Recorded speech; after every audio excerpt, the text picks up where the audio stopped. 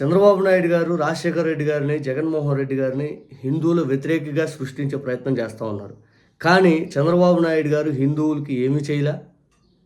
ఇంకా తెలుగుదేశం పార్టీ హిందువులకి ద్రోహమే చేసిందని చెప్పాలి. స్పష్టంగా తెలుగుదేశం పార్టీ బ్రాహ్మణులకి అన్యాయం చేసిందని చెప్పాలి. 1987 చట్టం ప్రకారం వంశపార పురోహిత్యాన్ని రద్దు చేసింది అప్పటి ఎన్టీ రామారావు గారి ప్రభుత్వం. గుళ్ళో దోపిడీ జరుగుతూ ఉంది, ఎక్కువ తింటా ఉన్నారు అని అప్పటికప్పుడు కోటయ్య కమిటీ ఏదైతే తిరుమల పరిధి 27 కిలోమీటర్లు అని చెప్పి కోటయ్య గారి కమిటీ ఇచ్చింది, ఆ కమిటీ ఇచ్చిన సిఫార్సు మేరకు గుళ్ళు అనేవి పూర్తి గవర్నమెంట్ అనేది హ్యాండ్ ఓవర్ చేసుకునే ప్రయత్నం చేసింది ఆ చట్టం. దానిపైన నాడు బ్రాహ్మణులు, పండితులు, మఠాధిపతులు చాలామంది వ్యతిరేకించారు.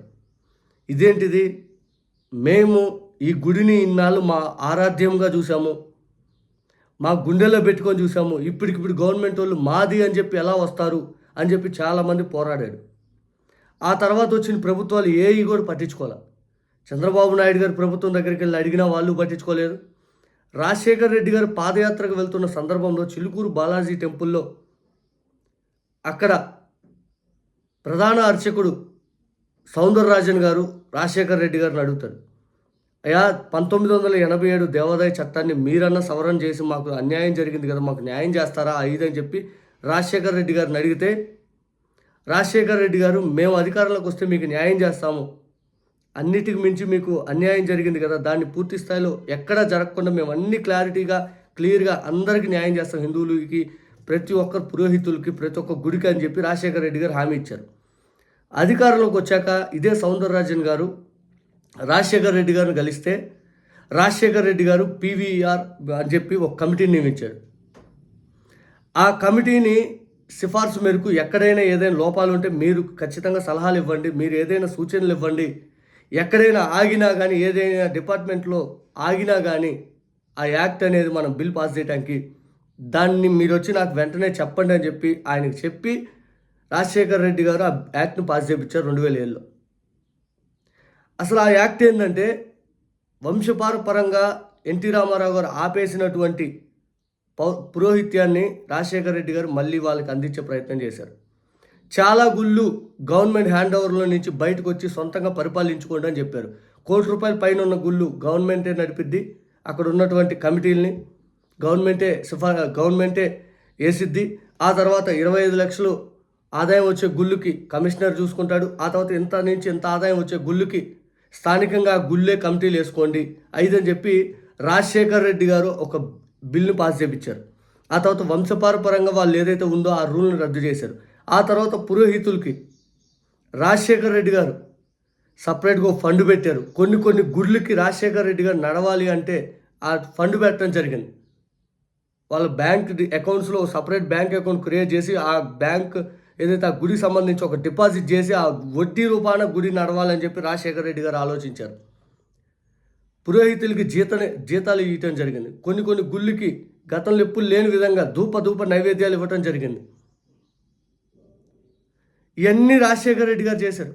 నెలకింత అని చెప్పి గవర్నమెంట్ పంపించేది కాకుండా గుళ్ళకే సొంతంగా ఫండ్ క్రియేట్ చేసి కొన్ని గుళ్ళు ఏదైతే ఉందో మొత్తం వాళ్ళ సొంతంగా హ్యాండ్ ఓవర్ చేశారు. ఈరోజు పవన్ కళ్యాణ్ గారు మాట్లాడతారు, సనాతన బోర్డు క్రియేట్ చేయాలి. సనాతన బోర్డు అంటే ఏంటిది? స్వయం పరిపాలన. ఏ గుడి సంబంధించి ఆ గుడి వాళ్ళే మొత్తం నాయకత్వం వహించి ఆ గుడి పరిపాలన మొత్తం వాళ్ళే చూసుకోవాలి. ఆ గుడి సంబంధించిన ట్రస్ట్ భూములన్నీ వాళ్ళ హ్యాండ్ ఓవర్లోనే ఉండాలి.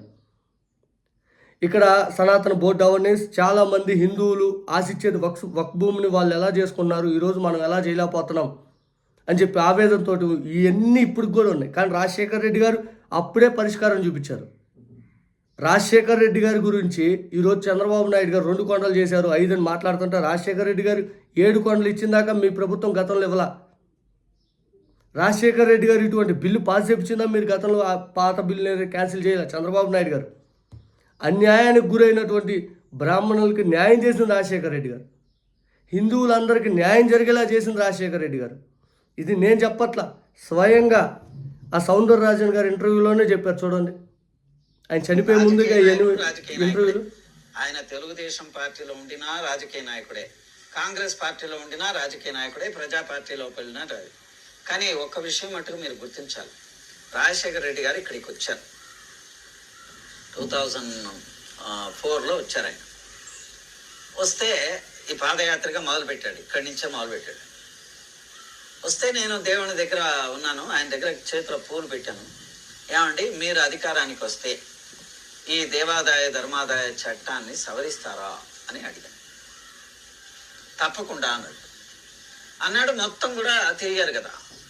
ఆయన తర్వాత మళ్ళీ యాజ్ ఎ చీఫ్ మినిస్టర్ వచ్చాడు. ఆయన నాకేమన్నాడంటే, ఈ చట్ట సవరణ సంబంధించినటువంటి ఫైలు ఎక్కడైనా ఆగితే మీరు నన్ను వచ్చి పర్సనల్గా కలవండి అని చెప్పాడు. నేను దాదాపు ఒక 35 సార్లు కలిసి ఉంటాను. ఆయన ఇన్స్ట్రక్షన్స్ కూడా అలాగే ఇచ్చాడు.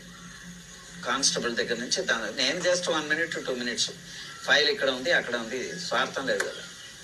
మొత్తానికి అన్ని పొలిటికల్ పార్టీస్ని కన్విన్స్ చేసి ఈ చట్ట సవరణ జరిగింది. సెలెక్ట్ కమిటీకి వెళ్ళింది. 15 మంది సెలెక్ట్ కమిటీ మెంబర్స్ అందరు కూడా క్షుణ్ణంగా పరిశీలన చేశారు. అమలుకి వచ్చింది. ఇలా మేము చట్ట సవరణ చేశాము, మేము దేవాలయాలు రక్షించడానికి కొరకు ఇది చేసాము,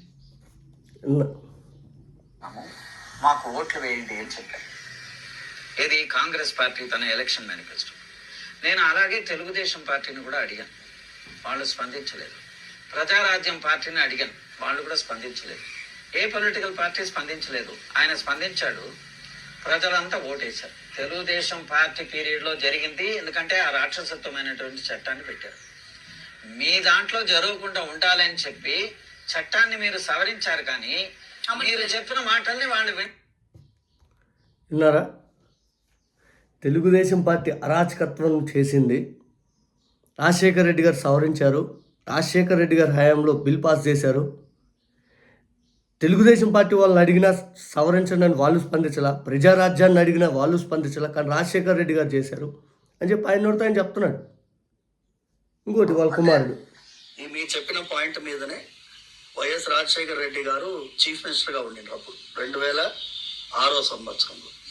అప్పుడు ఏం చేసినారంటే ఒక కమిటీ, టీవీఆర్కే ప్రసాద్ కమిటీ అని కమిటీ ఏర్పాటు చేసినారు. ఈ దేవాలయం ఎలా నడవాలి, ఈ పద్ధతి ఎలా నడవాలి అనే దాని మీద ఆ కమిటీ నివేదిక ఇచ్చింది. ఆ నివేదికలో ఏంటంటే, ఇది ఇట్లనే ఉండాలి, ఒక దేవాలయానికి ఒక కార్పస్ ఫండ్ ఏర్పాటు చేయాలి, అంటే ఒక నిధి ఏర్పాటు చేసి దాంట్లో వచ్చే వడ్డీ ద్వారా చిలుకూరు గుడి నడవాలి అనేటటువంటి ఒక నివేదిక ఇచ్చినారు. ఆ నివేదిక మీద ప్రభుత్వం కూడా జీవో ఇష్యూ చేసింది, 260 జీవో అని చెప్పి.